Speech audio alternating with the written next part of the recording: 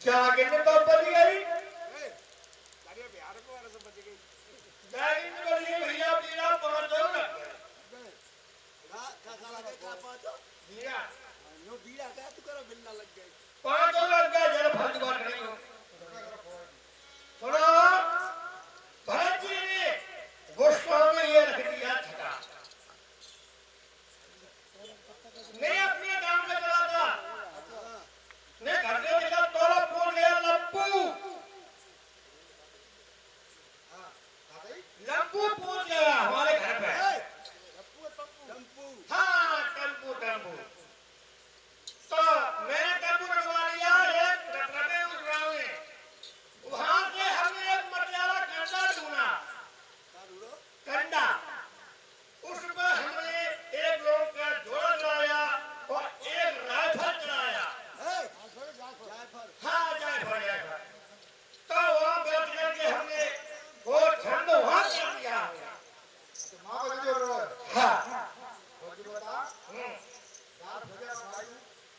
दाल भुजिया तो नहीं खाई नहीं हमने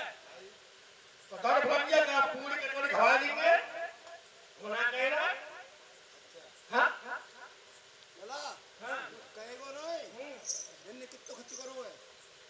देख ले कुंड कैसे बना हुआ है व्हाट्सएप कैसे कुंड बनवानो पड़े हो देखो अभी जाइएगा ना खर्च करनो पड़े हो तो ये तो भैया एक महीना बाद हम हाँ साहब तो आ रहा है ऐसे ही गवैया बुलाने पड़ेंगे साहब तो आ रहा है तुमने अपनो भट्टा ऐसे ही मोड़ बुलानी पड़ेगी हम नहीं बोला नहीं हम मैं बुलाओ तो पेटल दत्तो होएगो और सही चलो कह दियो एक सुन के पीछे कह दो कोई बात ना कोई बात ना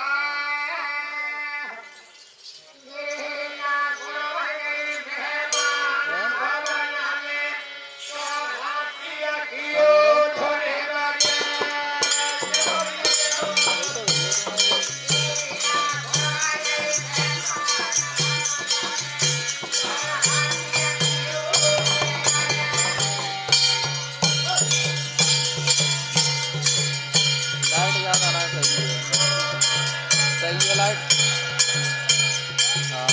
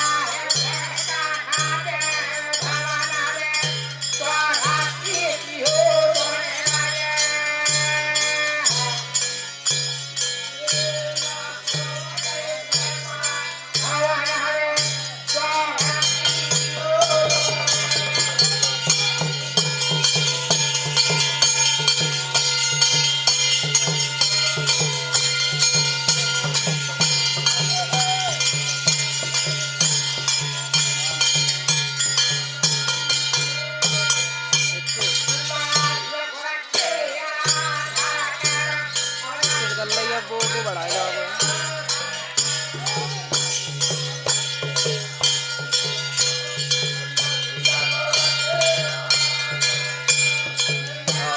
3.7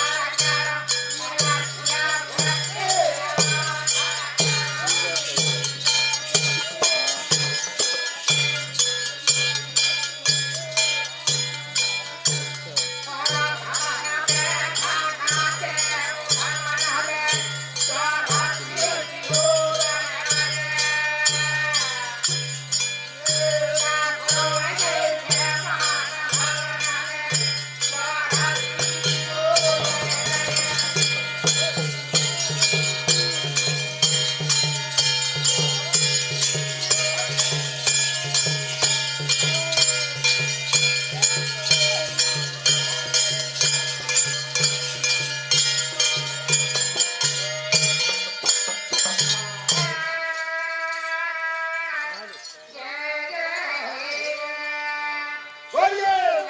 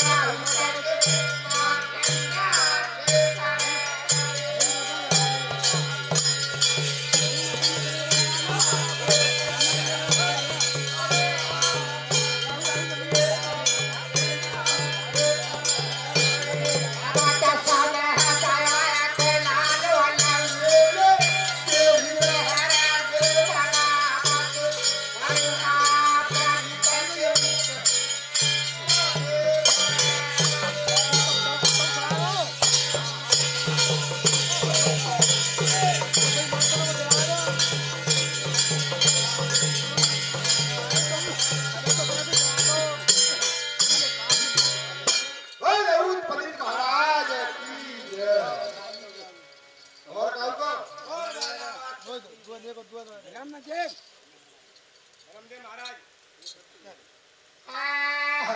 अरे छड़कला खारे हे भामर चाहता लागे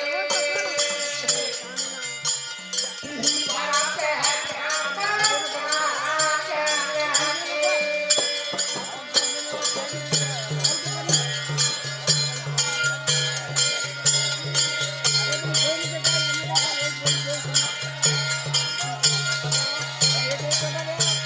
छड़कला खारे हे भामर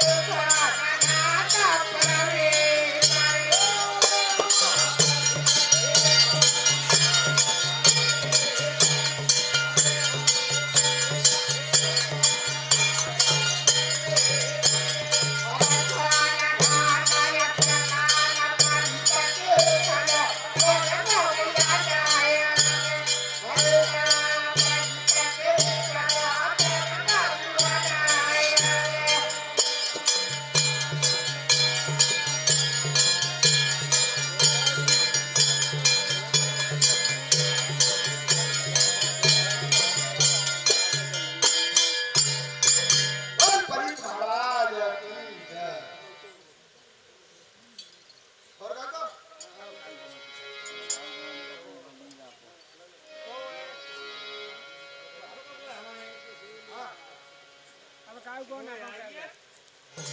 हट।